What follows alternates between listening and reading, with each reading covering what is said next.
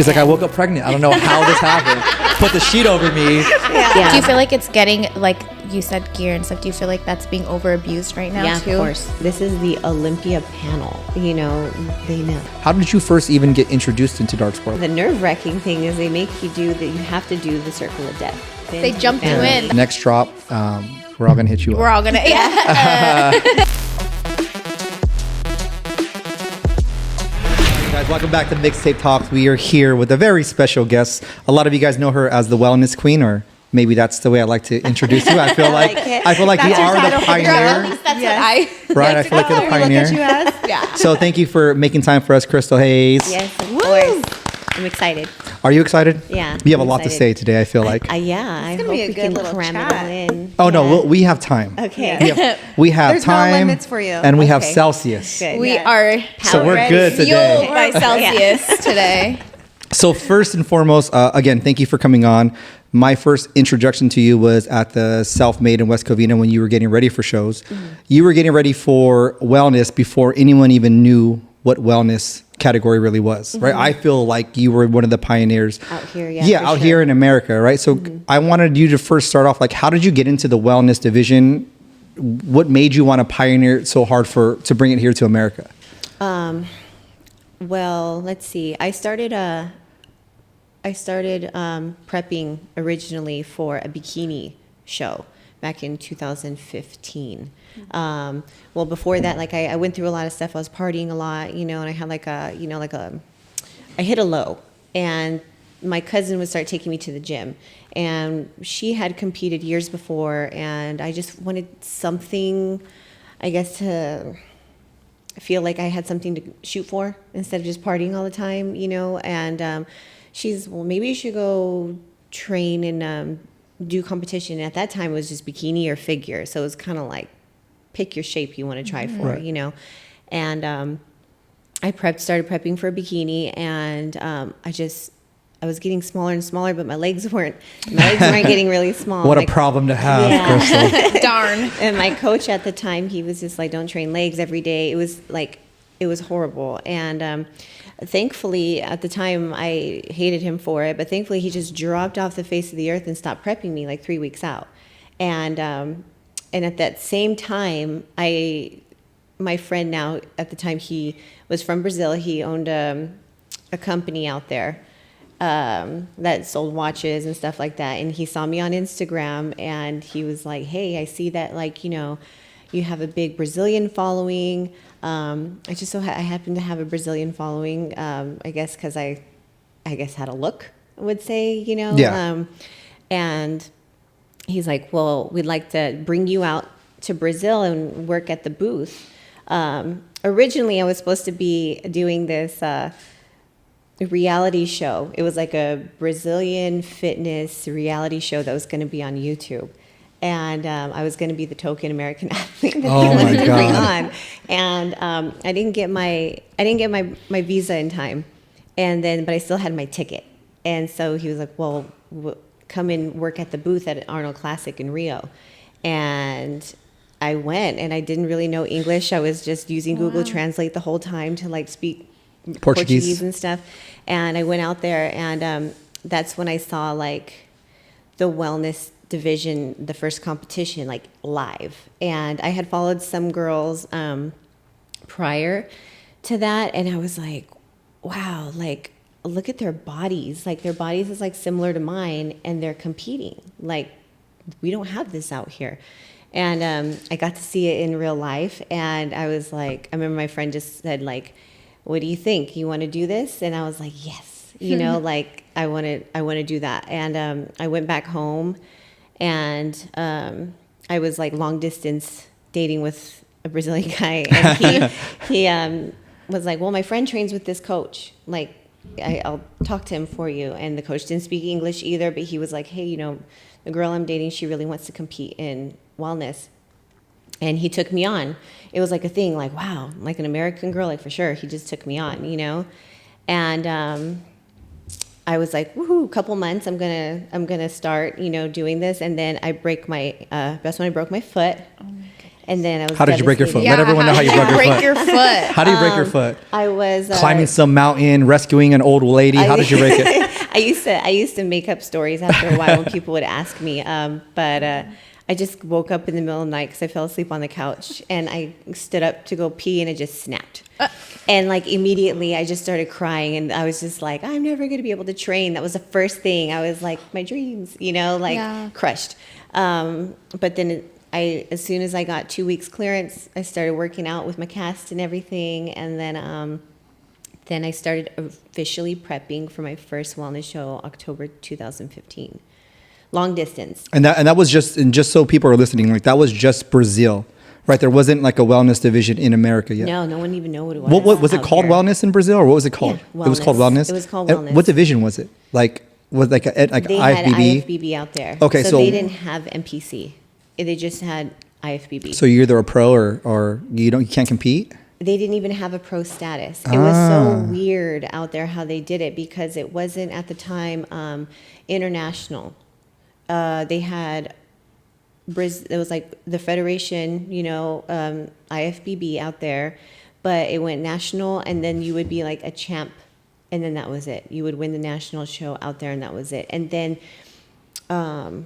then some of the athletes would stem off and go to like IFBB. I think it was Elite or something. That other one that was like in Europe.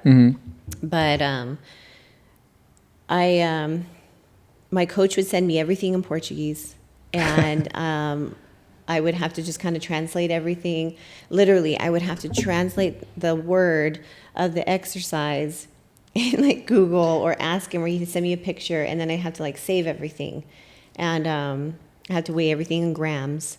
And I went out there one time to go and visit and train with him and everything, and that was when Airbnb was first coming out. I was supposed to stay with a teammate, and that fell through, and I had to stay in an Airbnb in a city I've never been in with people. I didn't speak English. Thank God that the kid who rented the Airbnb, he was going to school, and one of his majors was English. Oh my God. So he was able to like. So at this time, were you no longer dating that guy anymore? No, we had broken up. Okay. Yeah, so it was like I went out there one time, he took me around, we were together, and then the second time where I had to go out there to compete and get ready, prep, we had broken up, and so I was like on my own. Yeah. Like I was dependent on him to like take me to go grocery shopping, to translate everything, because at that time I was just kind of broken Portuguese, but my teammates that I was with, they didn't speak English, but they helped me. They would come and pick me up every morning to do cardio, to do posing. And here I practiced posing, but I practiced with Christian at the time. Right. But he only knew bikini. So all he was teaching me was bikini. So I went out there with like whatever little bikini knowledge posing, and it's completely different. Completely different, yeah. I had 2 weeks to learn Wow. wellness posing, and it was just like zero English, just going by like what everyone was kind of telling me what to do. So it was like a big challenge, but yeah, I competed out there, and I still didn't know like the numbers, and my number was like 436 or something like that, and I'm like putting on Instagram, does any of my Brazilian followers know how to say like 436? Because if they call me and I don't know my number, I'm fucked, Right. You're like winning the overall, and they're calling you. You're looking around. Yeah. Who's this lucky girl that won it? It's you. I'm just like shaking. I'm like, yeah. So all I could tell was this like, I went up, and then like more like girls were like, I guess like going, you know how they call like the last place first, Yeah. And so it was like kind of like process of elimination, and I'm just kind of like, okay, I'm still up here. Yeah. Uh-huh. So I ended up getting like third and second place out there. Wow. Yeah. And there was one time, I think, for sure, my last week I was out there, I was struggling to find places to stay. My coach let me stay with him a couple days, and there was one of the guys on my team, he had his family owned one of those hotels in Brazil that was like kind of like pay by the hour. They're very like common out there, like Really? just for sex, Oh wow. Okay. Oh. but he owned like a big hotel, so he was like, "Oh, I'll give you a room," in the. I was like, what is that? Yeah. Hourly rate. Yeah. And so he set me up in a room for my last 2 days before a show, so I could just like have a place for myself, private, whatever. But the room Was that's noisy. even a nice purple. The room was like floor to ceiling purple, like obnoxious purple. And the bed was like, the headboard was the same obnoxious purple leather headboard. Well, I It mean, was- people that are going there, They're paying an hour. If they're- Were you not scared to even lay on that bed? they're Like, not worried about the aesthetics of the hotel. Where's the Lysol spray? I Like, I didn't- was tired. I needed. I a didn't bed, even yeah. think about it at that time. I was just like, kept the doors locked, She's like, I and- woke up pregnant. I don't know how this happened. Put the sheet over me. Yeah, Next thing I know, the doors locked. Crazy time out there. And then they Right. had like this like little kitchen on the roof of the place where I could make my rice and everything. It was like a communal kitchen, but like little things like that like were so significant that helped me, to have that. Like you wouldn't. I wish I could go back. I think on my Instagram there's like a picture or two where it's like the day before show day and you can see the background of this Wow. room, and I tried to blur it out. It's just like this big purple blur, It's like, don't ask where I'm staying, But now it's funny, like looking back, it's like one of those little things that like help build like where I am, just oh, obviously, yeah. staying there. It was sure. called 1,001 Nights, of course. Perfect right? name. Title of the show today. 1001 Nights, a new title of the show. But yeah, that's when I was nationally qualified in Brazil, and since I wasn't Brazilian, I couldn't go to. I was so excited too, and I just remember like driving back to my hotel, and my coaches were talking about it, and they were just like discouraged to like know that like I wasn't going to be able to. So go. no matter what, you couldn't because you weren't Brazilian? Yeah. Wow. Because I didn't even live out there. Yeah. But my coach like made it so I could compete. And he enrolled me in IFBB, and I remember him telling me, if anyone asks you, your mom's Brazilian, and I was just like, okay, whatever. Like, and they didn't ask me, but he made sure like he got me in there and got me out, Yeah. like for like my height and everything.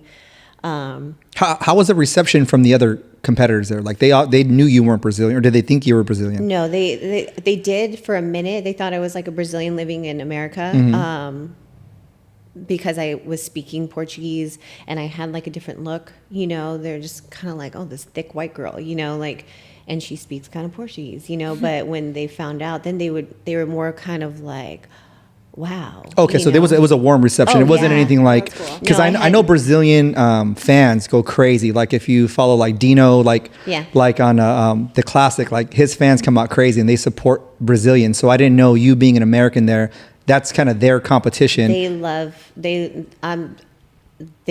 and I Awesome. love them. They have like, that's my second home. Like the reception is just, they'll say like, Brazilians don't even speak Portuguese. They don't even know how to speak their own language, so that's a joke, the running joke that they have. So like when they hear me speak it, it's more of like a good shit, Yeah. like that's good for you. But they've always been super supportive. They probably make up like half of my fans. They probably appreciate the effort that you put into even learning. Exactly. Not Yeah. just showing up and being like, oh, you guys will figure out what I'm saying. Yeah. Showing up there, that not too. just Yeah. taking from them, taking their wellness Embracing the competition they had. culture. You Yeah. embrace it. You stayed at a 1001 Yeah. whatever Yeah. hotel. You're in Yeah. there. You're learning. Yeah. Well, during that entire time, that sounds super stressful. Like, what was your motivation to continue to keep going and not just be like, I'm going back to the States? It was just a dream that I had. It was like I had came that far, and like for years before I even knew about competing, like Brazil was always like my dream. Like that's my dream destination. I used to buy the calendars and everything, and so it was so like amazing to see how like all these little things were put in place to like get me there. Like I didn't know I was going to get there by competing, but I just manifested it, and also I feel like I did it all on my own. Like I was working, I didn't have a car, at the time. Like for a long time, I didn't have a car. So I was either borrowing my cousin's or my friend's car, getting rides, riding a bike, you know, to get to the work 3 jobs and like make my money to get the tickets, to buy my food, you know, to be out there.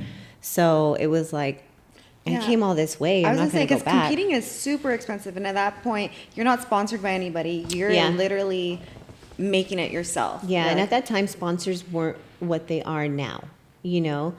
I feel like there's been a dip in how sponsors have been. Like before, there wasn't sponsors that were really like shelling out money for you unless you were like an Olympian. Yeah, unless you were like, I would say like Ronnie Coleman, Muscle Tech was like the first one to really pay people out. I remember, like I know Jay Cutler, a bunch of people, and then it kind of dipped. But now it's like you don't even have to have competed to be making money being a sponsor. So it's totally different. Yeah, and then it goes to like, okay, well, you know, push our products a lot, and then we'll sponsor you here. And now it's just like what kind of content can you spit out, and we'll give you sponsors for that. Yeah. You know, so it's totally changed. But at the time, I didn't have any sponsors at that time. Yeah, so everything just grinding was, it, 3 jobs. You knew what you had to do. Yeah.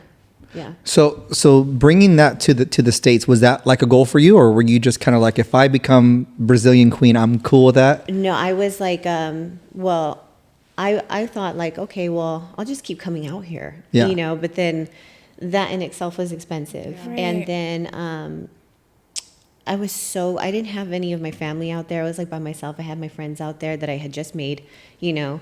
But I just remember I went back to my hotel room and I had my 3 trophies and I took a selfie, and like, I was like, wow, I'm going back home with these like 3 trophies. And I just kind of had to wait it out. Like I wanted to like put wellness on the map. But at the time I'm like, well, you know, who am I? How am I going to get the word out? You know, and I thought, well, okay, well, look, I did this. This was something, like maybe we'll get attention, bring it out here. And it did get attention, you know. People were kind of like, wow, like is that out here? So at what year did that get like brought to the States? 2017, there was the Wellness Amateur Olympia in Las Vegas.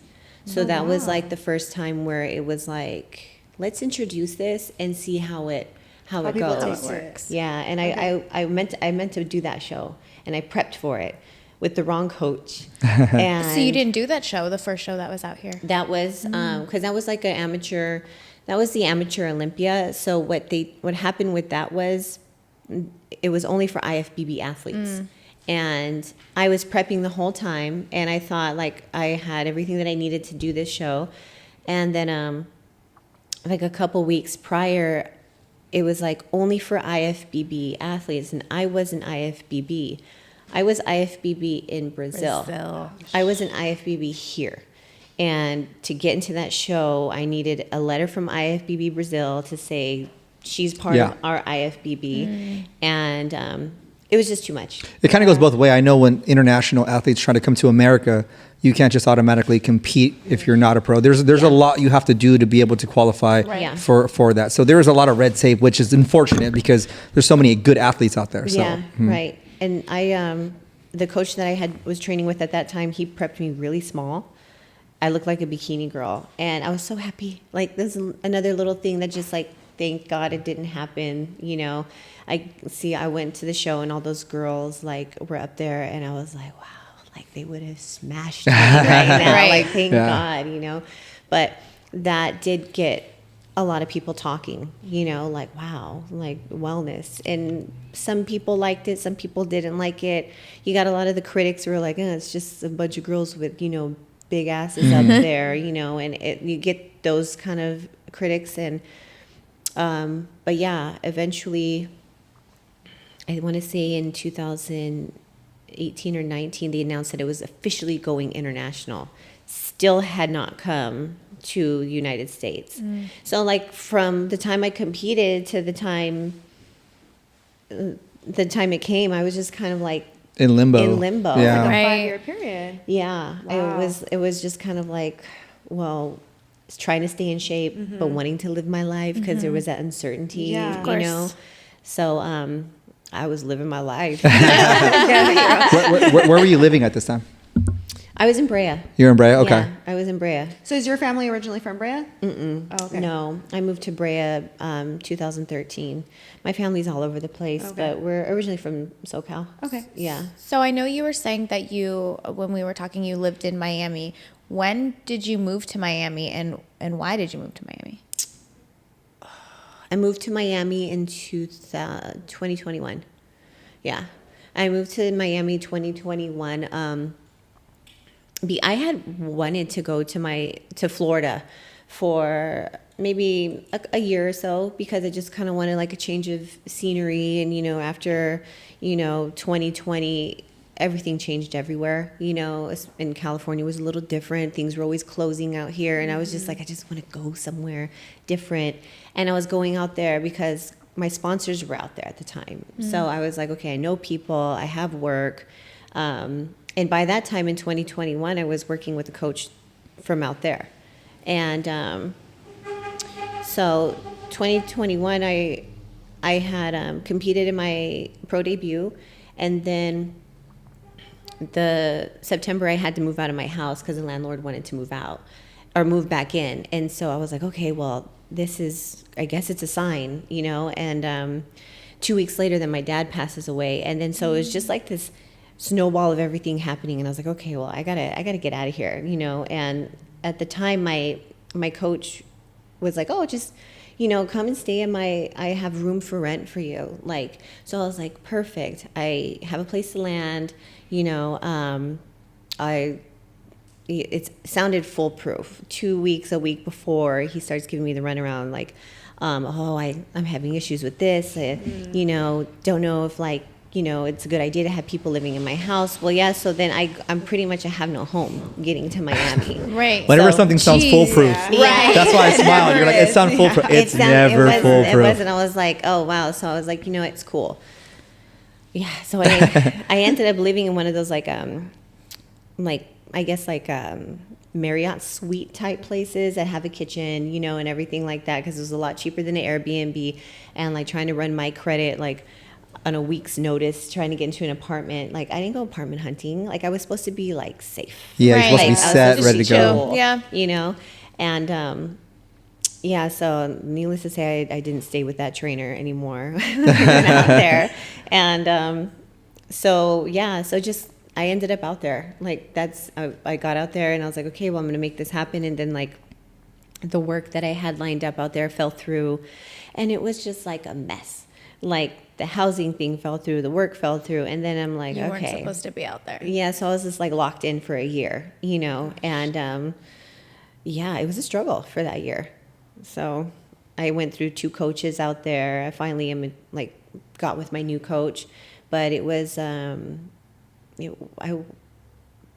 I am grateful for every experience, but it was not my most fun year of my life.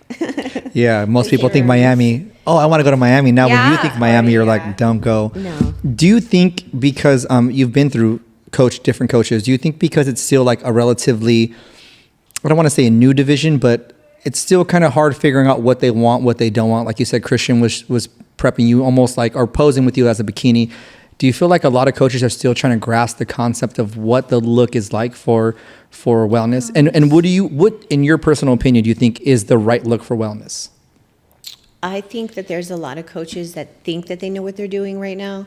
I think that they think because they know how to prep, they know how to prep someone from bikini or for wellness. But I think that a lot of coaches don't know what they're doing. A lot of coaches have ego of how they want to prep, and then the wins of these shows are inconsistent. So you got different looks that they're going for. One look doesn't look the same to the next win, and I just they say it's going to take a couple years. That's what they said in 2020. Well, it's going to take a couple years until we get the look down. Mm-hmm. And the look is Miss Olympia. If that's what your criteria is, if that's what we're awarding, then that's what we're going for. You know, that's the standard, right? If you win Miss Olympia, Mr. Olympia, it means you're the standard of the whole entire division. Not awarding the person that's not the standard, you know? So it's like, why are we not focusing on trying to be like that? I love Franciele. That's my personal idol. So when you look at her, she is, how do I say this? She is harder. She is hard, but she has to keep up because the whole look is going harder. Right. They all you know? change. Uh-huh. But she still has the feminine look. She's still very well balanced. She still can have a softness to her. She's not out there with like crazy striations and, you know, just looking all, lack of a better word, gross, I guess, you know, like she has, she still has been able to maintain this, and it's so important. Feminine. Yes, it's so important. So like that's what we should be shooting for. But I think a lot of coaches also they rely too much on gear to get the girls to where they want to get, and like a lot of girls are eager. I would say a lot of girls are eager to be on stage for maybe personal reasons, or social media. Really makes you want to like rush things. You know, really makes you want to just be in front of the camera, get the content, be seen, get known, because that's what it is now. It's just this beast, you know. So a lot of the girls that are like shooting for their pro card or in their amateur, you know, shows, they look insane. I didn't look like that. Like girls didn't look like that a few years ago, you know. So it's just really different. So is it kind of like a blessing that your time took so long because you were gradually able to build your physique and keep that femininity? Yeah, I was also very I was also very like vocal about what I wanted and didn't want. Okay. You know, I straight up would tell my coaches like, I don't want to turn into a dude. Right. You know, like so I'm okay taking this, but I'm not okay taking this type of stuff. Yeah. Or like I want to be like you know, just minimal. Like I'm not opposed to it. Yeah, I want to see what it does. I'm aware of the you know, the consequences. Side effects. Yeah. Do you feel like it's getting, like you said, gear and stuff? Do you feel like that's being over abused right now too? Yeah, of course. Yeah, especially for sure. now than from before. Yeah, for sure. As soon as girls open their mouths, you can tell. You know. I mean, that is one thing, but also, I mean, if we go back to when you first were doing it, the body types are completely different. I think we kind of talked, it was like a softer look, right? Like, it was a much softer look. There wasn't a lot of striations. They still had the glute hamstring connection. All that was still there. But now, like even the Olympia, man, some of their shoulders and the back development more and stuff. masculine now than it's before. still something that I greatly appreciate, because it's not like they just woke up and took something and they got like that. There's still a lot of work. Put in the work, yeah. But I think it's going to take some time and people being vocal about like, maybe this isn't the look that we should be going for before it starts to make that turn. Because as an athlete, you're always going to push the envelope. Yeah. Right. Like, how hard can I be with still looking feminine? Right. Okay, I got away with this. What if I take a little bit more? What if I do this? And that's kind of where it all is. That's why I wanted you on here to kind of speak on where it's at now. I mean, now how many Olympias have they been in with wellness division? Actually 2, right? Yeah. So coming into 2023, what is some feedback that you would give from your standpoint? Again, this is just your opinion on last year's competitors' wellness. Did you like what you saw? Did you think there was just too much hardness, or what do you think? No, I think I want to say that it was obviously a more stacked show because it was the second one, but they were harder, you know, and it gets like that every show. But I just feel like it shouldn't with wellness, you know, because everyone's like saying, you know, categories always evolve, you know, they're always changing. But it's just like, but we have a standard, you know. There's a girl that competed in the Olympia, and she's like 20. And you could tell right off. I mean, she got a lot of feedback on Instagram because when she was posted, she's like 20, but she looks insane. Yeah. Like the amount of stuff that she had to take. I know you're talking 20, about. 20, you know? And like that's not a good example. Right. Personally, it's not Yeah. a good example. But do whatever you want with your body, you know, especially I know like her man preps her too. So, you know, it's like whatever you want to do, but that to me is too much. Yeah. You have so much time. Yeah. Like to build the muscle maturity gracefully Yeah. and like in a healthy way. Because that could end up backfiring on you as well. It will. I Yeah. mean, she might not want kids. Who knows? You know, but like you can just tell like that's way too much. And Like, I it's feel, just way too yeah, much. I feel like those are a lot of the things that people don't talk about either. Like you just said, like she might not want to have kids. And at like 20, does and anybody, people you don't know, talk like, about those things. They 20, just see yeah. what they like, and they're like, I want to look like that. But they're like the consequences of Yeah. actually like putting in the work and taking those things. People don't talk about that. Yeah, for sure. No. Yeah, I mean, it's and then another controversy was the glute injections Oh, yeah. from Sunny. Yeah. Sunny, like it's a competitor that was there, and she had like glute injections. So like I when you know. saw, I mean, again, their glutes are popping, but I it was seen. like over the top. Like I Oh, mean, that's, like that. Look what happened. yeah, Like the judges, and I've said this before, like publicly, the judges aren't stupid. They're the judges for a reason. You know, this is the Olympia panel. You know, they know. They know. And Yeah. They've been like the glute was like it was like the medial. It was just insane. Yeah, uh-huh. It's just you can always tell when like the glute comes out like bubbly. Yeah. Or it has a slope. You know, like a nice like healthy like slope. You can just tell. You know, and it just.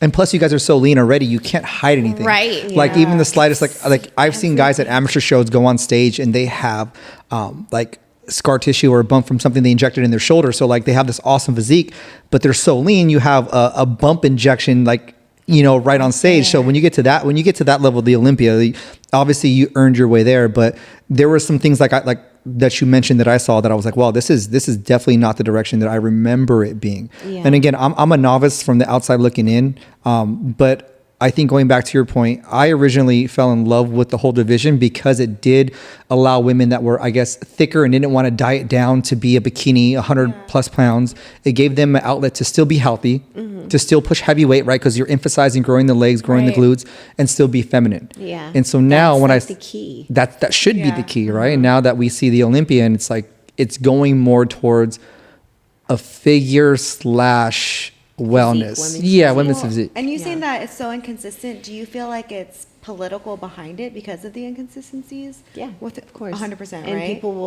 will say, "Oh, there's no politics in it." I'm all. It's all politics. I mean- there's so For much sure. politics, and then they'll also say, "We like awarded and judged based on what was on stage given day." Sure, that's what they always say when people are saying, "Oh, it's not fair," this and Yeah. that, blah blah. And sometimes there are shows where all the girls look like shit, Yeah. or they all look like they all missed the mark. It's happened, but they have, especially in a lot of the pro shows. I don't want to say look like shit. They just didn't look their best. Okay? Right. Yeah. But where all the girls will miss their mark. There wasn't a favorite, but they have to award someone. There has to be. Yeah. They can't just. It's not like, I don't know, whatever sport that they just hand a tie in. Yeah, It yeah. can't Both be of you like guys are that. good. You guys shake hands. You guys are Or both the just winner. like, nope, no one made it. Better luck next time. We don't have a winner. Yeah. It's not like that. But yeah, sure. That's why.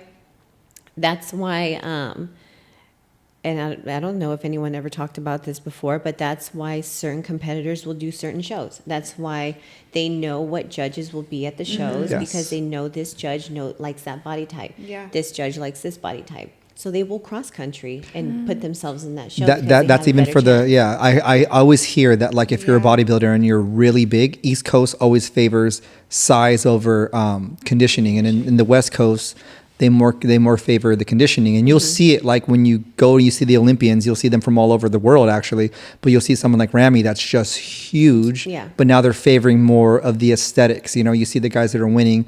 Same thing with men's physique and even classic. I mean, Sebum's to me he's unbeatable. unmatched. Yeah, I don't really see anyone beating him, but it's always evolving from the first men's physique. I remember with Jeremy and Anthony, they were like long board shorts. I remember Steve Cook, long board shorts, and now these guys are like, we had Ebanks here, and guys like 250, Yeah, they're pushing 250 with a 26-inch Yeah. waist, like. that's pretty much a bodybuilder. Yeah. So I know that we kind of talked, and you said you do want to compete again, right? So it is something that you're going to actively pursue. Yeah. Has your own, I guess, what direction it's going. Are you okay kind of catering to what Miss Olympia was last year? Your physique? How do I put this? I am currently back training with my coach. We're in a building phase right now because I took those few months from the transition back to Miami to California to just completely regroup and just let my body reset, my mind reset, but yeah, we don't have a date yet, but based on like where I'm at and what we want to accomplish, I would say like end of summer-ish. And that's something that like I honestly battle with it because it's like, it's my passion to compete in wellness, but like to what extent? Because at the end of the day, like I got to live with this face, I got to live with this body, I got to take care of it. And I say face is because like, I don't want to change. I don't want to have You're like, you see this face, you guys? I don't want like a quagmire job. Yeah. Like, I don't want Do you feel like a lot of this also like alters your like mental state as well? Absolutely. Have you found yourself Yes. at like super low times? Super. And how do you like overcome that? Netflix. Netflix and don't talk to nobody. Yeah. No, yeah, it does. It does. Like I've noticed myself, depending on like whether it was the gear I was on or the time of the prep, both, I've experienced like raging bitch, like mood swings. I've experienced super, super low, like what am I doing with my life moments, you name it. I've gone through all of it, and I think at the time too, you don't realize that's what it is. It's just like, no, I'm just in a mood. I want to pick a fight. I want to be angry, or I don't know why. Like I'm so sad when I just came off my gear like 2 weeks ago. It's just I didn't put the two and two together. Also, when like you invest so much into competing. And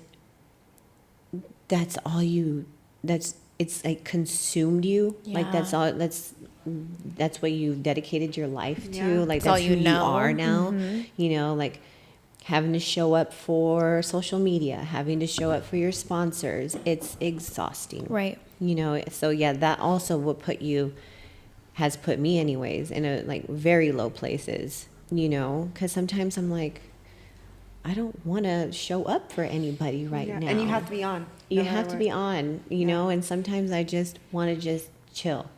And my social battery is like low a lot, So Are there like anything is there anything that you like to do for yourself to help you like overcome that? Besides Netflix. Yeah, besides Netflix, like what are some things you do? Like, do you journal? Do you read? Like, what are some things that you do to help you I try to overcome spend that? time with my family. Okay. I like really like to like spend time and just spend time. I have a lot of nieces and nephews, and I like to just be around them. That is just be with my family. I don't really go out much or have any kind of like social outlet. I worked a lot in the nightlife, so the last place I want to be is like a club or So bar. family just makes you feel more grounded and just brings you back to life. Yeah, like that's always going to be there. Yeah. Like that's always going to that's my real life, Yeah. What you just said right there, I was going to say, like, when you strip everything away and you're with your family or with really close friends, none of the other stuff really Nothing matters. else matters. So like if you ever want to be like grounded, like literally just spend a weekend with your family and the Yeah. people that genuinely Yep. care for Yeah. everything that happens to you. Not what could they get from you? It's more like, how's your life and how are you doing? And family is always going to be there. Especially with being like a social media like influencer, it's like you're constantly living your life to please everybody else. And then the minute you want to take time to like do something for yourself, it's like I don't want to say they make you feel bad, but you almost feel bad because you're like, I have to do this for them. Yeah. I have to do this. And then you never really take time for yourself. So I can understand how easily you can like get into that mental state where you're just like, I'm done. Yeah, yeah. You just it's almost kind of like you got to keep up. Yeah. You got to keep up with what's going on, and especially now, like with how crazy like algorithms are, and like even like content on YouTube. Like now they have the shorts, and I'm trying to get my YouTube going. I've been saying it for years, but like that's my like biggest fear right now, but like now it's like, oh my God, now they have shorts. Oh, I'm gonna put it off again. You're just always trying to catch up. We Always literally trying just to had catch this up. conversation, Yeah. like even like for the podcast, like when we did this, it was just literally for fun. Like, hey, we know so many great people. Let's get them on here. And now it's like we have someone that's like, hey, we need to do shorts. Hey, we need to do this. Hey, you guys, we did a whole blind date episode, right? And it's like you got to keep up with all of this. Kind of going back to the competing part, because I kind of want to stay on there just for a little bit longer. I know guys that compete. I know what we take and what we go through. Would you say like where the gear usage is going is going to get similar to the men? I mean, I don't know if you're familiar with like how much guys take, but I remember back in the right, some of it has for the wellness is what I'm talking to. Like like you hear things, coaches talk. Right. Coaches love to talk. Yeah, it's a very small community. It's a very niche community, anyways. All of us, if you competed, everyone knows each other. Yeah, and coaches love to talk about, especially if you turn your back on a coach, like they love to talk. Oh, they got all your secrets, yeah. Yeah, so like you hear things, and some girls they Over abuse. oh yeah, like just straight tests. I've heard that. It's but like obscene amounts, trend. What's that other really bad one? Damn, I can't remember. But it's really not good for you. It's really not good for you. I can't remember the name of it, but yeah. No, I mean, harsher than trend. I don't know if it's harsher. I feel like because I'm not a even doctor. mine was like Tren, Test, Masteron, There's another, Anavar. I mean, I know those are. I can't think of the name of it, but I remember. But there's so many. I asked many my now. old coach, and he was just like, "Yeah, that's bad. It's like really, really bad for your liver." Wow. I can't remember which one, but yeah, it's up there. It's up there with the guys, and especially overseas. I've seen it in Brazil, like it's because it's so readily available. Yes. So it's not like here. It's like you either order it from like a website where you need to give like all these kind of weird passwords and the code words and stuff to get it, or a person up here who knows a person who knows a person. From our kitchen to yours, this episode is brought to you by Meals by Mill. Enjoy healthy, delicious meals right to your door every day. Use promo code MIX15 at checkout for 15% off your first order. Serving LA, Inland Empire, and Orange County areas. Order today. But yeah, it's up there. Oh, so I lost my train of thought. Brazil, it is readily available up there. Like you can just get it. Or, if my coach knew a pharmacist out there, just get it, So it's easy to get out there. It's harder to get out here. It's more expensive to get out here. So that may be the only little halt of why girls aren't as like crazy, Right. But yeah, it's. So in Brazil, is it's it even getting harsher too? Do you feel like? Yeah, they're super hard. Really? They're super hard. So in I feel general, like the it's whole like whatever world has happens in evolved. America sets the trend for a lot for everywhere. Okay. Yeah. So it's like anything else, like pop culture. Like if we do it here in America, because everybody's goal is to be an Olympian. Yeah. That's like that's like winning the Super Bowl, winning the World Series. Like that's what you go for. So that's why I'm always interested in especially you, because you got into it for one reason, and it's your goal and it's your dream. But I feel you're very self-aware. So you understand the consequences that come with it. So you're like teetering, do I want to fully commit to that to get this? I feel like I got like a front row seat very early into what it was, and I got to see it progress, and I was there with the progression, and now I'm just seeing it like unravel. I mean, in Brazil, like they got girls out there too, just early 20s looking like beasts. Now, are there any I probably know the end, but are there any competitors that you feel that just do it naturally, or it's just impossible for them to win? They are, but they won't go. They won't go far, No, right? yeah. Especially seeing someone natural compared to somebody on, like then to the human, to an eye, just on an everyday, you're like, oh, they look amazing, but on stage it looks like there was one shit. athlete I competed with her. I don't quote, it's not a fact or anything, but from what I heard, she said that she was natural. She was in the Olympia. Wow. Yeah. But you could tell the difference. Yeah. There's Yeah. a difference, you know. And then like, what was it, a year or two ago when Sunny competed in the naturals? Yeah. Yeah. And then like, you know, but so she had such a head start. Like, okay, I don't know exactly what she did. What did she might have stopped running stuff for a couple weeks. I don't know what the criteria is to compete. Yeah. Right, because you can go around. Okay. You know. Well, yeah, I've heard. There's I ways mean, around we've it, had too. natural competitors. Like we had like Joshua Blaze, and he tried his toe at NPC, and he actually made it to the nationals. But then he got completely smashed at nationals. But then when you see him, you're like, you have an amazing physique. So Yeah, he when you literally see him, did. you're like, you got He did smashed. one show natural, which was I think it was a lie detector test, and I think he told me like a urine test. I'm not, but he turned pro right away because he just has that. And then if you see him, you'd be like, he is not natural, but. The guy, I mean, he's crazy dedicated to it.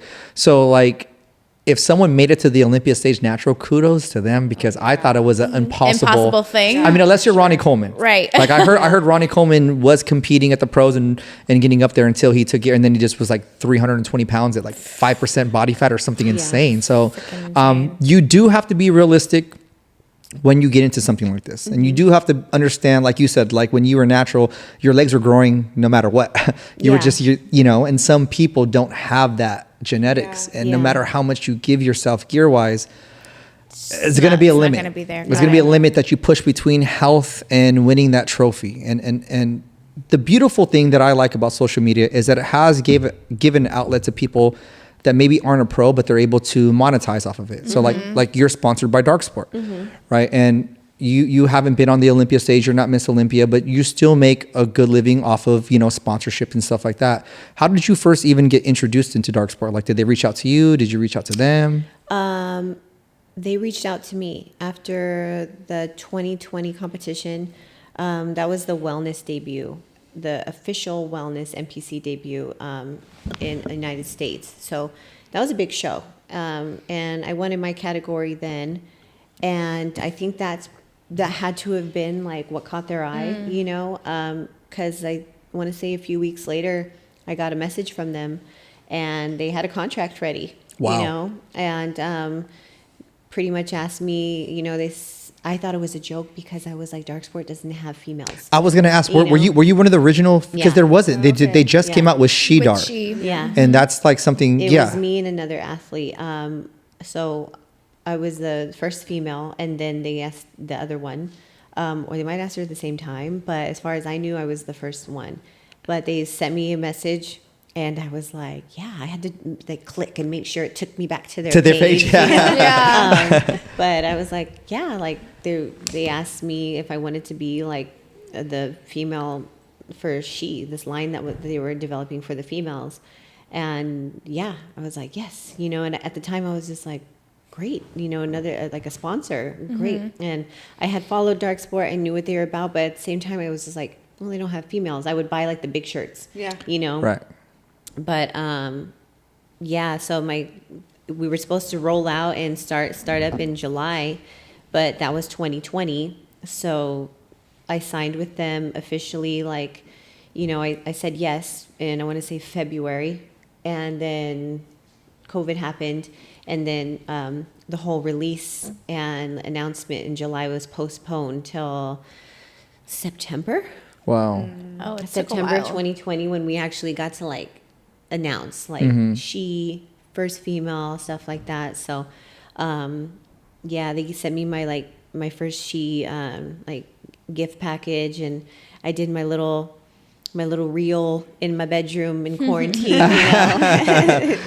And they were still like, it was our first collection, so like it was still kind of like seeing how things fit and working out the kinks of the outfits and Right. stuff like that. But yeah, it was amazing. The clothes were great, good quality, and super welcoming. You know, they did our first photo shoot, me and the other girl together, and it was just like family from the jump. And Right. now it's just on steroids. This Yeah, line, you know, yeah. just our Darc Sport in general. And I truly feel because of the she and having all the females like pushing it, now they have something. It's Taking over. unreal. Yeah, I think one of the things that caught my eye with Darc Sport is how close all the Everybody athletes seems, seem. yeah. And then when you guys do like photo shoots, or you guys, I mean, they're always in Hawaii. I feel like they should just buy a house out there if they don't already have one. Those look like so much fun. Like your first time, because obviously you got signed during COVID and you've seen all this stuff. How was your first experience like doing a major photo shoot with all the other athletes? Oh, it was. Was it Olympia? I think the first photo shoot, like group photo. Yeah, shoot, where all of you guys was were together. Olympia 2020. Yeah, that I was part of, yeah, we did the we would do a gym shoot after the Olympia, and everyone gets in there. And, you know, everyone's very receptive, you know, like they welcome you. They make you feel like super, you know, just like at home, nothing uncomfortable. And like, we get in there, we start pumping up, working out, you know, getting all swollen, everything ready for the shoots and getting the shots. And then the nerve-wracking thing is they make you you have to do the circle of death. Like if you're new. Explain that to people that are listening. The circle of death Yeah. is. That is, that's when you pretty much get introduced. Like, oh boy, he'll do like a speech, you know, talking about, you know, what it is to be part of Darc, you know, and they get in this big circle and then they make you walk into it. And they Sounds start like a cheering cult. you on. They start like getting it, you know, hyping you up, Right. you know, and then you just kind of, you do a pose down, you do whatever you want in there, you know, and just so kind of like, I guess it's just kind of like, Yeah. you know, break yourself in. They to the jumped you family. in. That's how they jumped you in. Without the That's how jumping. they jump you in. That's our initiation. I love and it. Yeah, so we do that every shoot with every new athlete, and it's nice, you know, to see like the new athletes do it every time, you know, get welcomed in, and then it, like you just feel like you're just all right, sealed the deal, like now you're part of it. Yeah, you know. Yeah, it must be It's a a cool big experience because family. you get to meet everybody there. Yeah. Like with the sheet collection that they have, what do you think it caters to? Do you think it caters more to, like, I always think of like a Gymshark as petite girls that wear Gymshark. I feel like she and Darc Sport more geared towards women that compete, or a little bit bigger, more muscular, or am I completely off on that? It's me. I want to say they cater to everyone. You know, they make it. Are you talking about like fit wise? Fit wise, yeah. Fit wise, everyone. Yeah, it's for everyone. Yeah, we do have a lot of girls on the team. I would say that are more. We don't have that many bikini girls right now, you know, but it's not to say that we don't have clothes for them, because we do. That's know? what else. So bikini girls can buy it. Wellness girls can buy it. You know, anybody can buy it. I think it's more of like,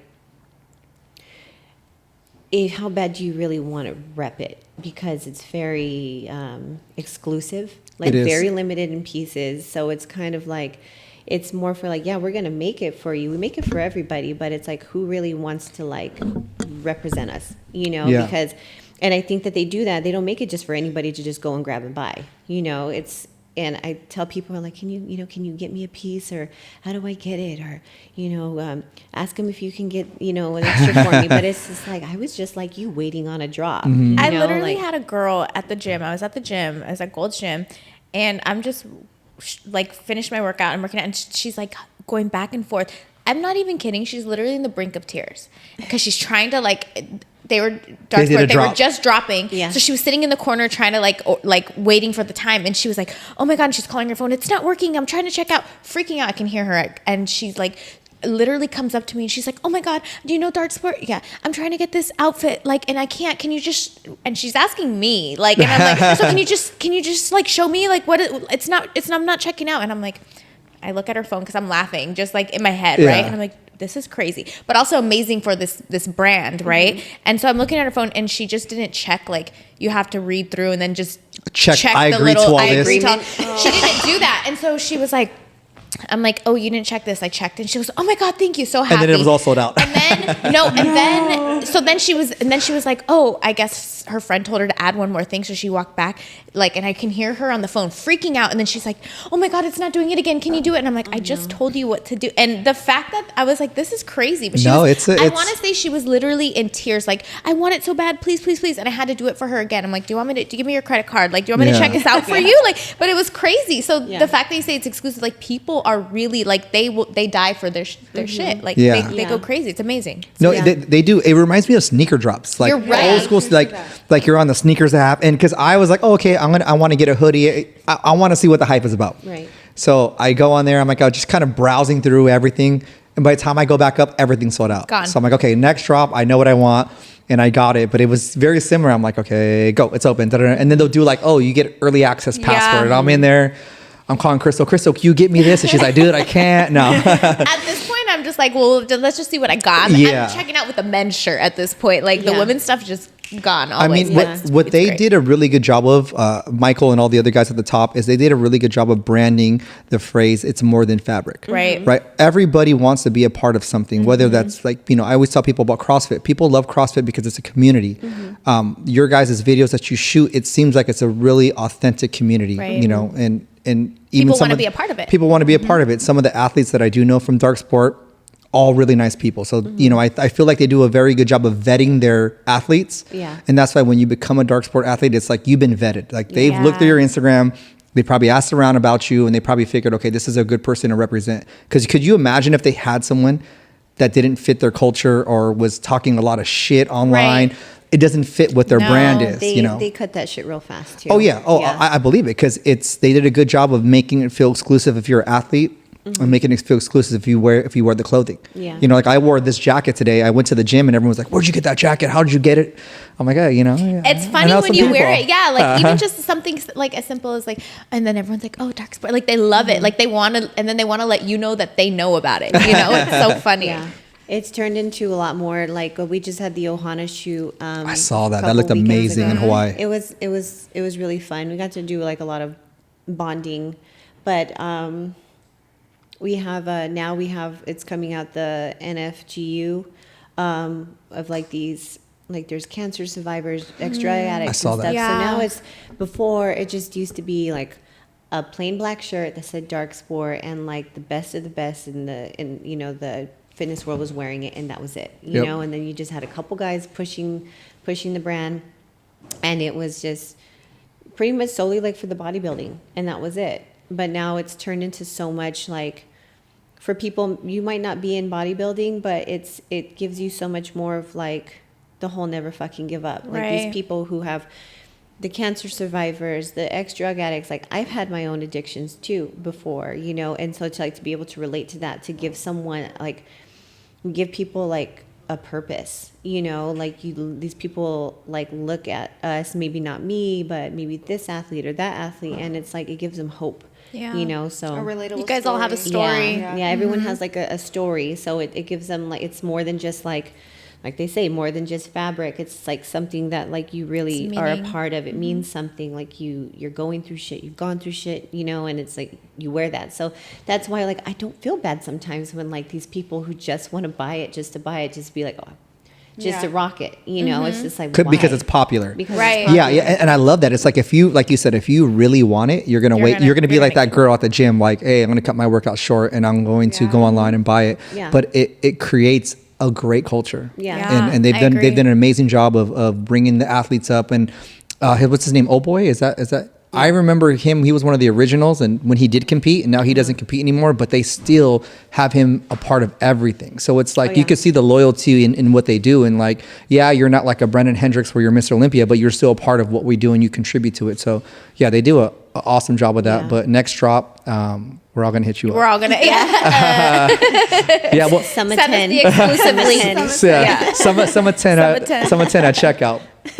Do you feel like companies like Darc Sport and stuff like that have kind of changed your perspective on what you want to do, like the grand scheme of the fitness industry? I know originally people are like, I'm going to win some shows, I'm going to make a name for myself, then I'm going to be Mr. Olympia. Unfortunately, not everyone has those genetics, but do you feel like if for some reason you did compete and you got there and you didn't want to go that route, like you're still going to be in the spotlight because you are affiliated with companies that are still real relevant in the industry? Like, do you feel like if you don't compete, you're going to kind of fade away to the back? Yeah, I feel like honestly, you have to keep something going for yourself. Like, a company is not like gonna. I don't feel like they're gonna keep you if you're not gonna be doing something. You have to be active. You have to be having some sort of message. 100%. Like I've expressed this to a couple of the guys on the team. Like, look, I'm not gonna compete forever. Like,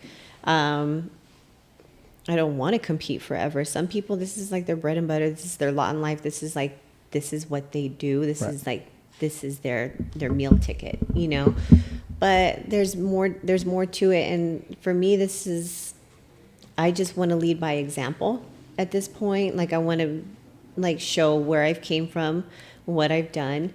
And I think what is most important is to show like what I can do from here, you know? Like, I don't want to be just like Crystal Hayes, wellness competitor. You know, that's part of me. That's not who I am, you know? So it's very important to just keep pushing and try new things and like have better endeavors and be successful in that. And that to me, I think is what's important. Like, I just want to, like I said, just keep leading by example, especially I don't have any kids right now anyways, but my nieces and nephews, like, I want to be like the example for them. So I don't want them to think that, you know, life is just about a 9-to-5 and, you know, that's it, collect a check and blow it. And then like, that's no way to live, you know, like there's so much life to live and there's so much purpose. And I know that I haven't gone through all the things that I've gone through just to be like, oh yeah, that's it, you know, and then just like retire and, you know, where is she now? You know, 20 years, you know? So I feel like if I decided like tomorrow to be like, I'm not competing anymore, I'm still going to, I'll still use it as an avenue to like guide females that want to compete, that want to go where I've been, but I think that has a value in it. That's what would keep me with a company like this, because it's not just about like my physique or my lifting weights, it's about the experience and what I can like show what I've learned. And hopefully I can impact girls to make right decisions earlier in life, you know, and go after like what they want. I think that is so important, you know? So I just want to eventually just have my value in being that I've always led by example and did what I love, you know, and took care of myself too. I think it's very important, you know? What would you want in the fitness industry? Let's just say you stop competing. What would you want to be known as or remembered as? If I stopped competing, you stop today, you're like, you know, I'm not going to compete. You do dark sport, and someone's like, oh, remember that girl, Crystal? Like, what do you want to be remembered for? My story, for sure. You know, my story is, I don't want to make it sound cheesy, but it was exactly what we represent. Is like, I never fucking gave up. You know, I want girls to be like, you know, if they look back and just be like, wow, like this is what she did. Like she went from, you know, not knowing like bikini to going to Brazil and not knowing any English to, you know, winning in wellness and being the first wellness, and like, look at all that she did, you know. That's really important, because so many people think that they can't do like what they want to do. They don't understand that there's like an abundance of like mechanisms to get to where you want to get, whether it's people, jobs, experiences, like, so that's what I want to be remembered as, is like, she did everything that she said that she was going to do, and like I could do it too, you know. It's very important, because I remember when I was starting and competing in fitness, like there were so many people who didn't answer my DMs, you know. I just wanted to know. I just wanted to like know where to start, or some sort of tip or something, you know. And it's not easy. And especially nowadays, like everyone's out for themselves, you know, so no one really wants to help. Everyone wants to see you do good, but not better than them, you know. Would you ever coach? Yeah. Yeah. Yeah, I would. Yeah, I would. Just so you could genuinely help those girls. I've done posing. I've done I love personal training. You know, I can see that. I love that. Coaching, competitive coaching. Yeah. I probably wouldn't, just because I don't want to dabble in gear or anything like that.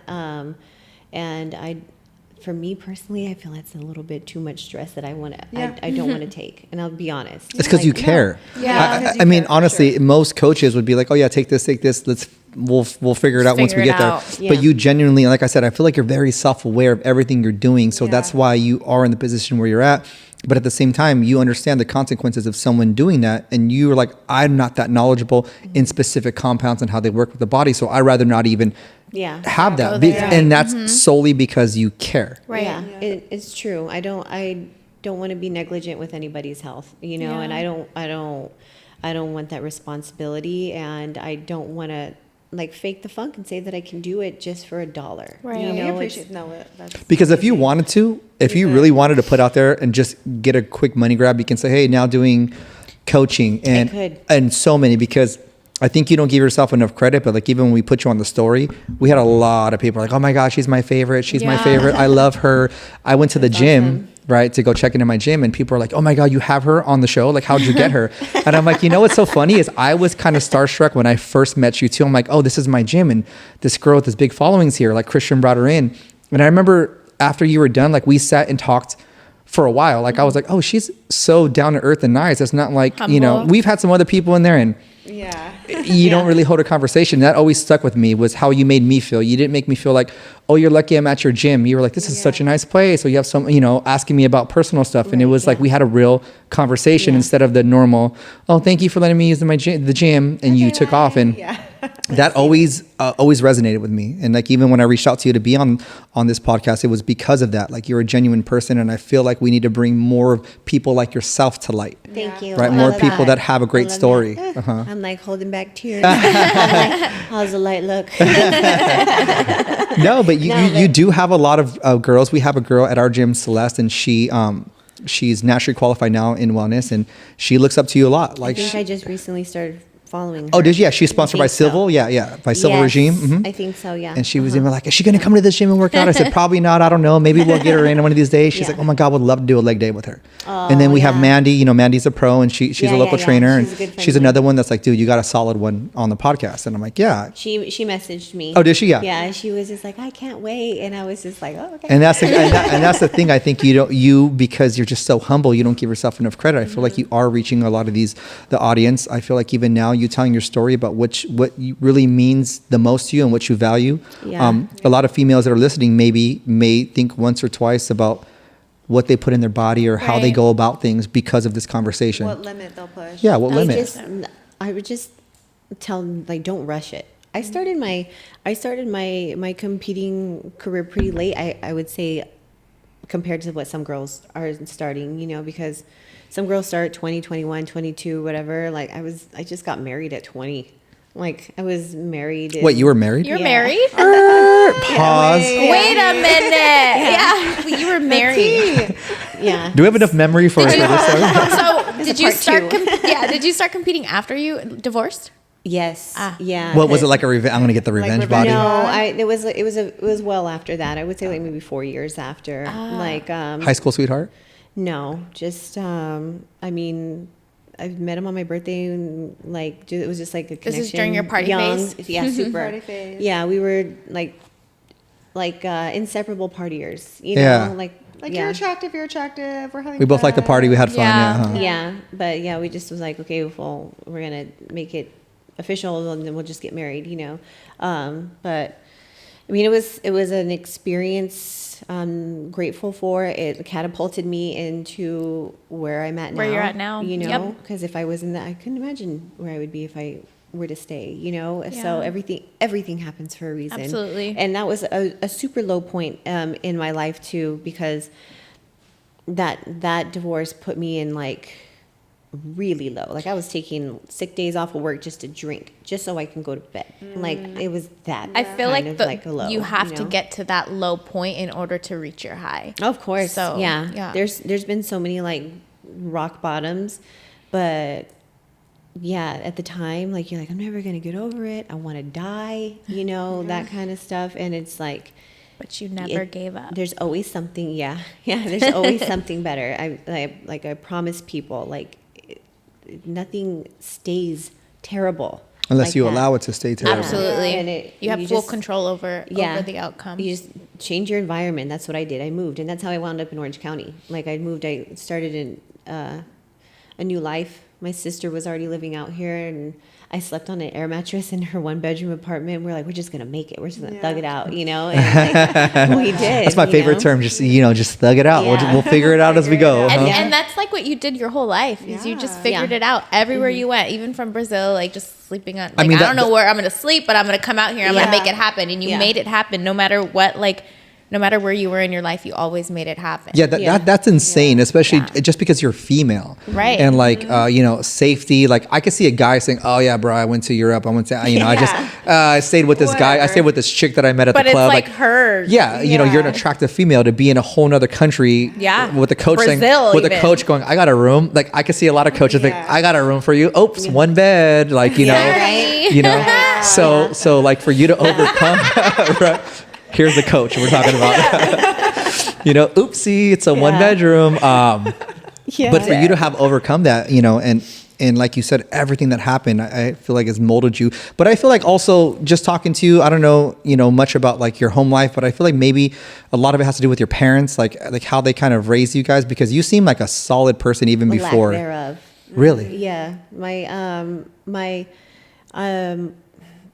My mom, my parents split when I was 2, and then my mom, we moved to Indiana when I was 2. I stayed there when I was about 4, and she sent me to live back with my dad. She ended up getting with her high school sweetheart, and she sent me and my sister to live back with my dad. But at that time, he was on speed and roofing, and he only had a 1-bedroom apartment. He didn't know what to do with us, you know. So he gave me to my mom's sister. She moved. We went from my other mom's sister, and my mom was supposed to come back and move with us and take care of us when I was 7. But she her husband ended up killing her. So like 2 weeks before she was supposed to come back to California and like take care of us and everything, he ended up shooting her, killing her. I guess he found out the plans or something, and he ended up like killing her. And so my other sisters were older than me. My other sister was going to turn 18. My other sister was already like 23, and I was about to turn 8. Wow. So that kind of left me like, who's going to take care of Crystal now, And so I lived with that aunt for a few more years, and then a big custody battle happened. The whole family was like kind of fighting over like who's going to take care of Crystal's money, who's going to take care of Crystal, And so one of my uncles, he got like custody of me behind my aunt's back and snatched me out of my school. Like literally came to my school and was just like, remember me from like 3 years ago, my mom's funeral? And like, you're going to come and live with me now. Just like that. Like took me out of my school. My sisters, my aunt, no one knew. They all thought I got kidnapped. And he took me to Arkansas. Wow. Yeah. And then so from there, it's like I bounced around from everywhere. And so like you would think that like, oh yeah, you had a good upbringing, but no, it was like complete opposite. It's like you just take survival care. mode your whole life. Yeah. And it's like also goes, I think, playing into like abandonment issues and feeling like I was always, what's the word? Like when you inconvenience, you feel like You're an always inconvenience. an inconvenience. Yeah, because I'm always being taken care of. People, like what I guess subconsciously was embedded in me when I was younger was people are fighting to take care of me.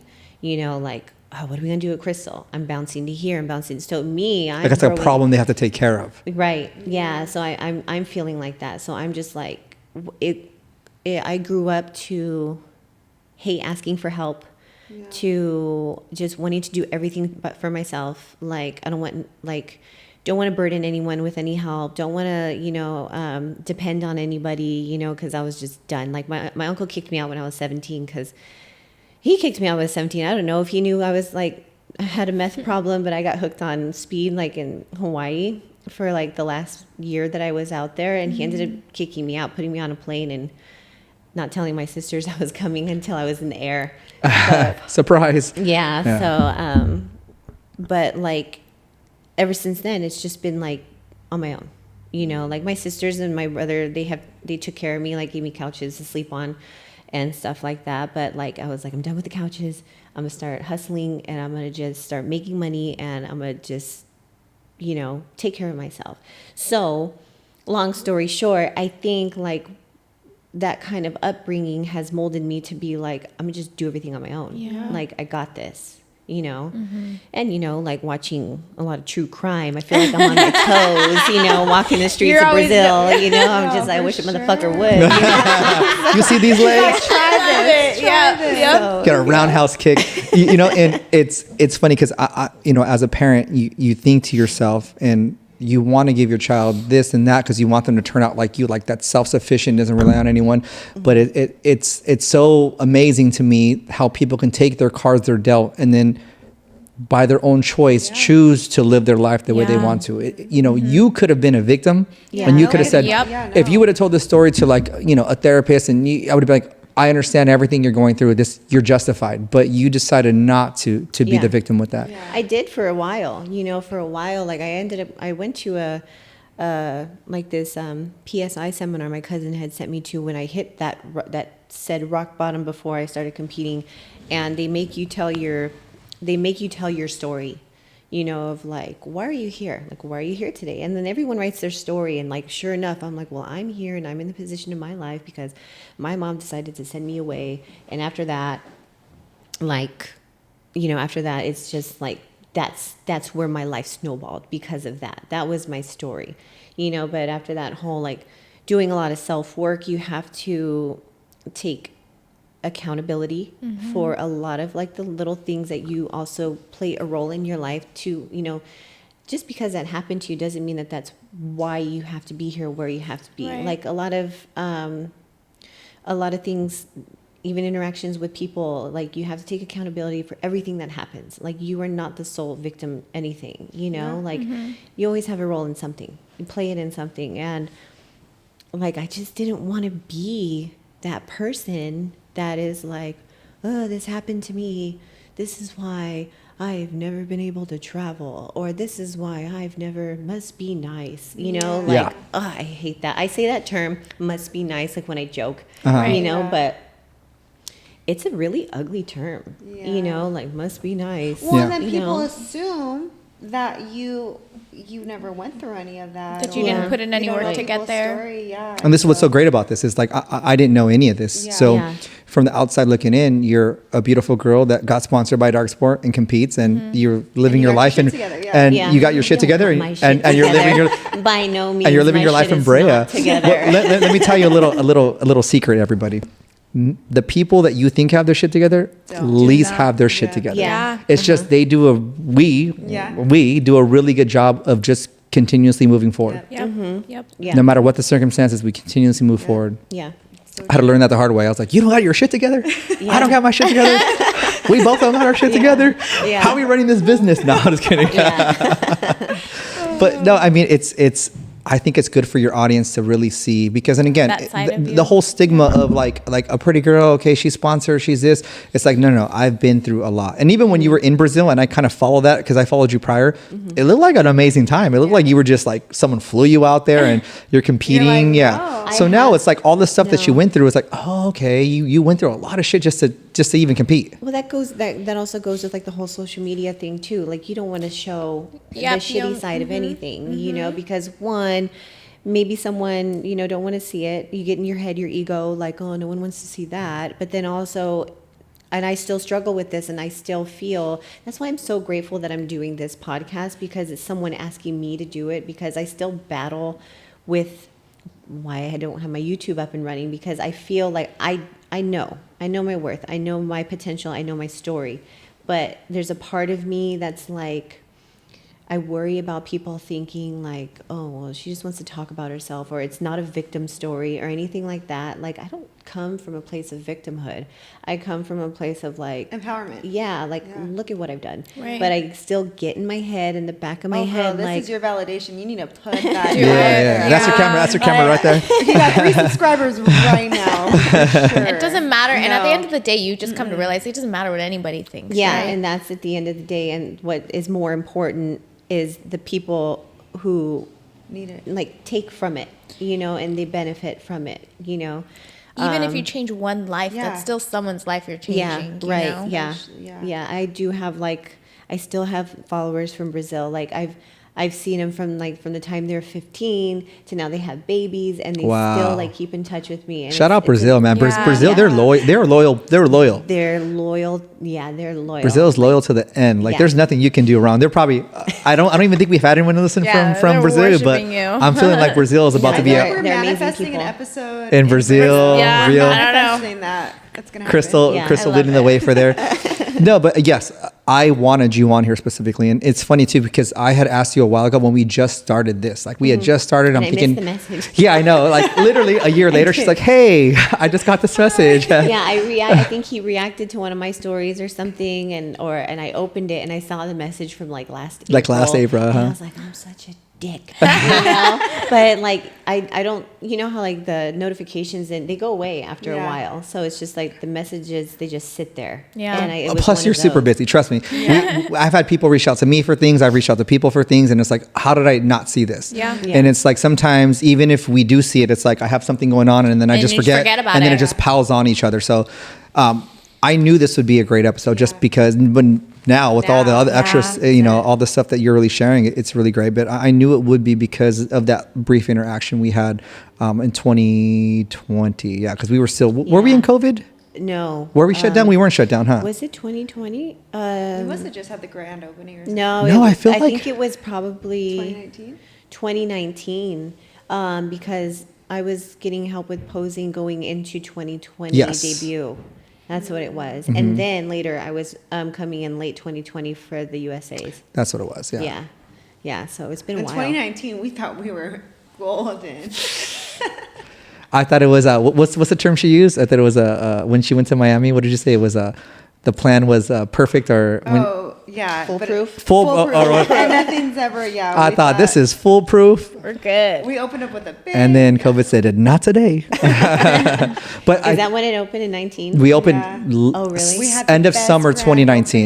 opening, We all had the things. hundreds of people at the grand opening. We had everyone stopping in. We had I was turning trainers away. There was way too many trainers. really? And then the vid happened. Yeah, but I mean, I think it bred a lot of good entrepreneurs Yeah, that came out of it, and 100%. a lot Yeah, of for sure. great stories. Everyone that we've had on, from Angie to even people that were like working 9 to 5s, and then they transitioned into Val last episode. until Yeah. they transitioned into being trainers and stuff. And the number one thing that's always consistent is the resilience. Yeah. Yeah. Resilience, no matter what you go through. And I think you kind of spoke on it, is that it doesn't matter what you go through. You're in charge of your own destiny, Absolutely. your own cards, how you want your life to be.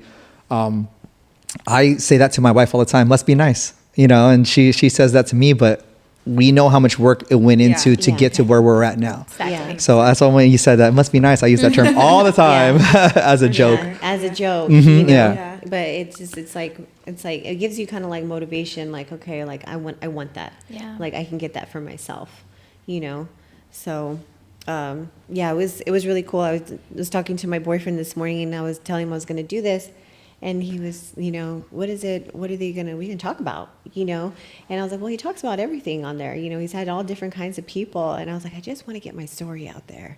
Like because that's what he tried to do with the first podcast I did, and it just didn't go anywhere. And I'm just like, my story's never gonna get out there. Yeah. Well, we're there's lives to be super saved. grateful to have Yeah. you had told your story on our podcast, Thank because your you. story is amazing, and I feel like it's a story that does need to be heard, and I Thank think that you. it's going to change a lot of people's I lives. hope so. No, I no, really hope it so. definitely will. You have a lot of your followers and stuff listening. Maybe people followed you from the wellness. Maybe people follow you from Darc Sport. What's something you would want people or want to let your audience know about what you're doing this year besides the show? Like, do you have any other things on the horizon that you're working towards, or something they could be excited? Starting what I've been passionate about forever is my spray tanning business. That's what I came out here to do, because when I was in Miami, like I didn't have time for nothing but work and sleep, you know. But I came out here and I'm like, okay, I'm gonna come out here with a purpose. I'm gonna do something that like I want to do, that I've been wanting to do. So I'm gonna start my airbrushing business, spray tanning. I want to tell the name, but I haven't like locked it in. Hold it off then. Yeah, You know? don't. Until you have the LLC and everything. So don't good, you? and I know someone's gonna take it, Oh, for and sure. we're gonna fight. We're gonna ask so you offline. Yeah. She said it. We're gonna fight. yeah, it's really good, but it has such like a more of a meaning behind it. But that's one of the things when people say, well, what are you doing with your, like, with wellness? What do you want it to do? Well, hopefully I build enough name where I can like kind of, you know, lily pad to this, because I always spray tan because I have psoriasis. So if I get burnt, or like sometimes if I get like a scratch or something, I'll break out, and it kind of looks like I always tell people, if you've seen what Kim Kardashian has, like that, it looks like chicken pox, that kind, you know. But so I always spray tan because it's a lot better than risking a burn, you know. So I've been spray tanning for years, so I feel like I wanted to do that for females. But then I also like, I'm also really big. I don't know if like you remember, like when I would get spray tan, like I would always get like the bikini tan lines. Like that's a big thing. It's a big thing in Brazil, you know. So I'm looking to develop something in the works in that realm. That eliminates that. I feel like Hero was like the No, that stickers. heightens it.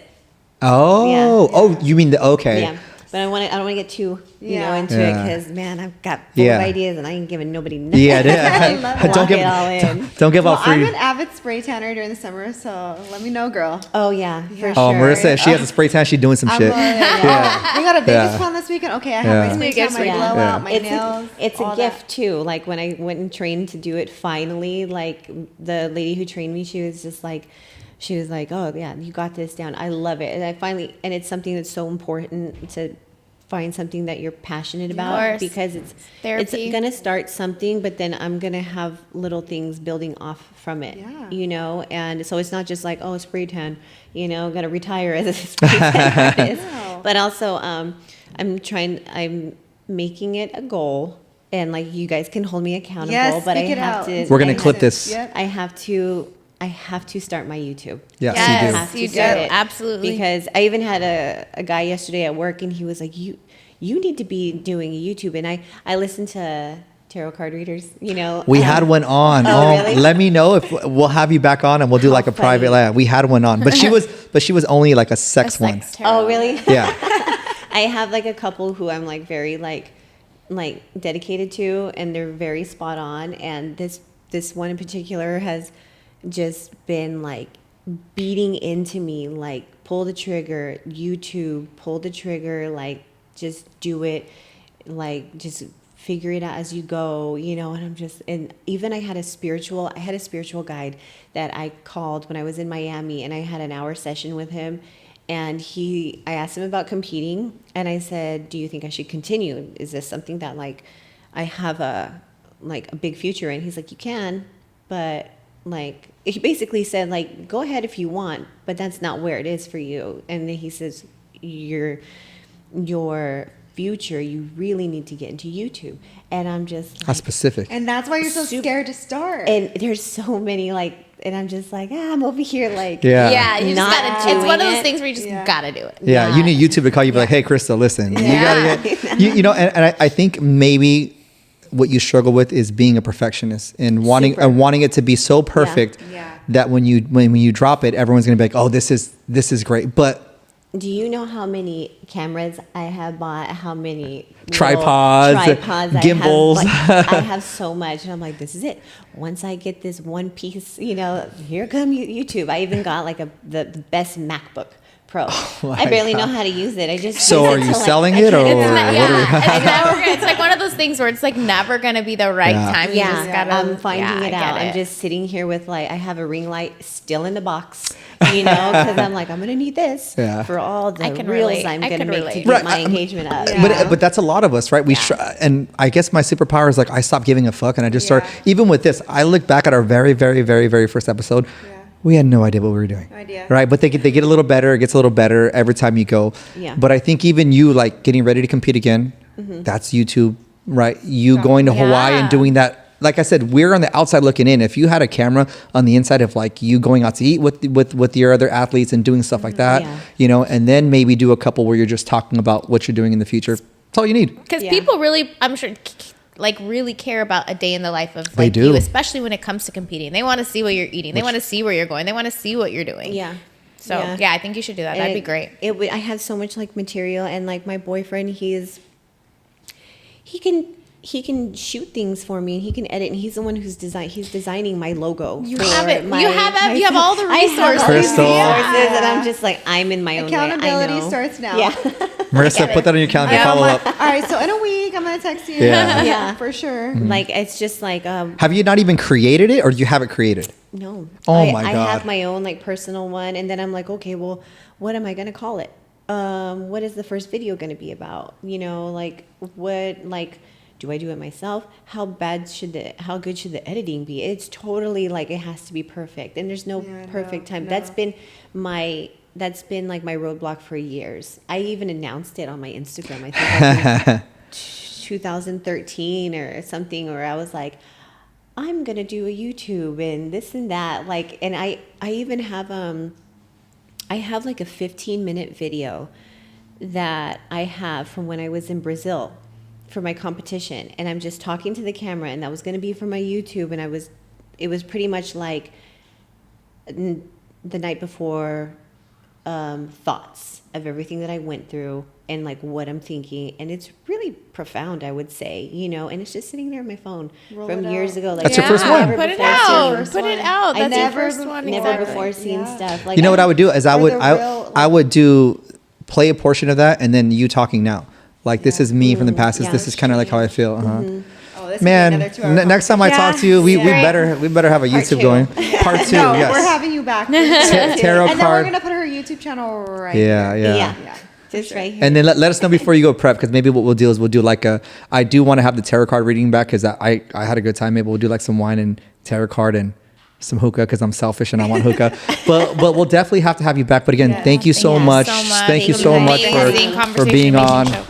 Hopefully we'll get you some clips, and that will be on your YouTube as well, because what you said We'll get you was some shorts, girl. Amazing. Yeah. Yes. as always, awesome. guys. Until next time, peace.